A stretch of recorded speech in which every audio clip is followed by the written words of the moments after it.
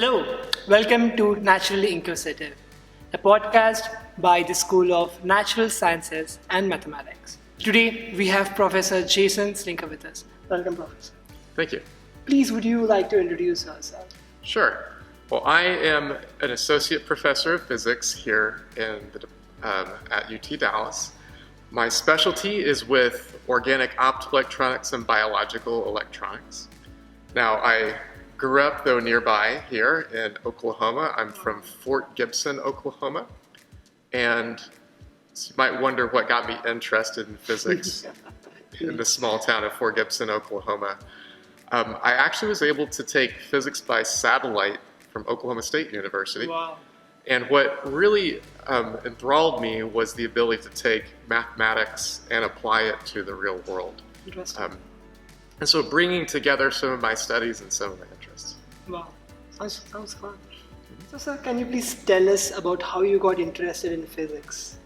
So, again, that might be interesting how a kid in Oklahoma might come to find joy in physics. So, I was fortunate in that my high school had a physics class that was actually taught by a college professor at Oklahoma State University. Okay. And what really enthralled me was the ability to apply mathematical concepts to explain how the world worked. So it's kind of where science and math intersected. The perfect synergy. Sure. So the audience would like to know what did you specialize in and how someone can figure out what to study. Well, you know that I'm a professor of physics here, so it may come as no surprise that one of my majors in undergraduate was physics. Wow. But I don't know that I specialized all that much. So I actually triple majored. I majored as well in mathematics and chemistry.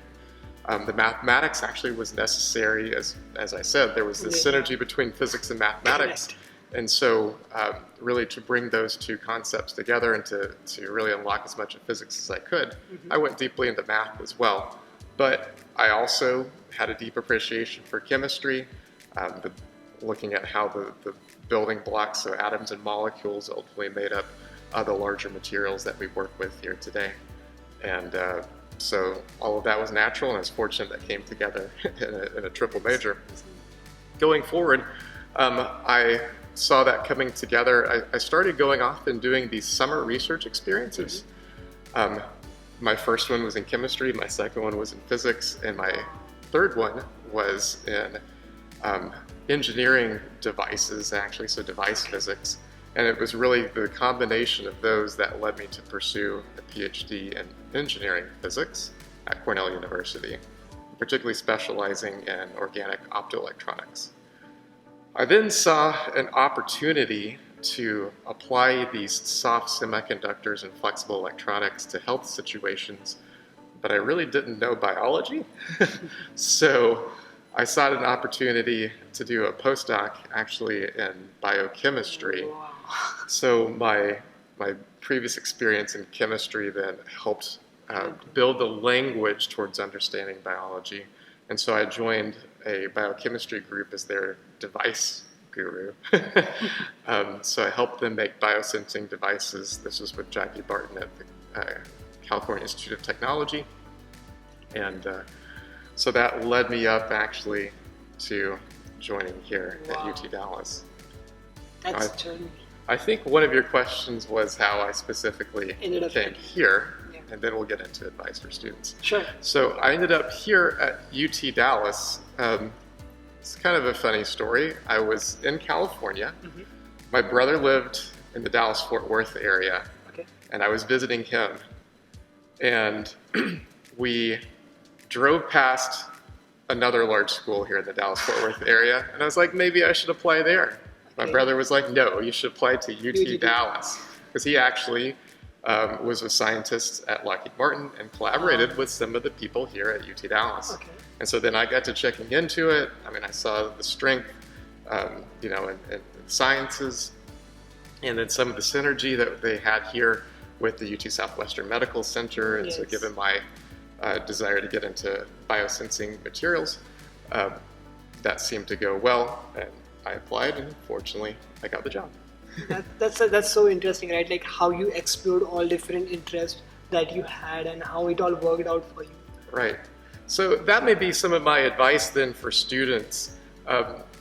You may be pushed to, there is some degree to which we do need to specialize and ultimately choose a major and go forward, but certainly take the opportunity while you're young to look at different areas, take advantage of your summer opportunities to explore something that might be a little bit different for you. As well as you can, look to do research with the other professors here at UT Dallas while you're an undergraduate. That can certainly help you explore the different possibilities that are out there in terms of careers. And this advice is really helpful because coming it from a person who has been there, done that, it's really helpful, and student knows that that's where you will end up by going through that pathway. So it becomes easier for them. So thank you so much for that advice. Yeah, no problem. So UTD provides us with a lot of resources, especially the School of Natural Sciences and Mathematics. So being a current or prospective student, how a student can maximize the resources that are provided by the university?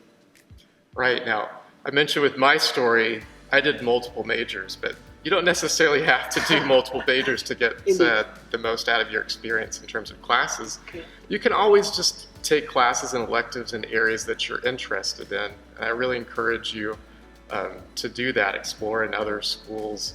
I'm in the sciences, but take a business class or engineering or history and such, and just to get a broad perspective. The next thing is I really encourage you to join student societies. So I am the mentor for the Society of Physics students here at UT Dallas. And what that does, it really gives students the opportunity to take what they've been learning in class and have fun with it. I mean, set up demonstrations for middle school and high school students. Talk to each other about what's been working and what might be challenging, because that's part of it too. Sometimes students have similar struggles, and they're able to help each other along when you're in groups and cohorts.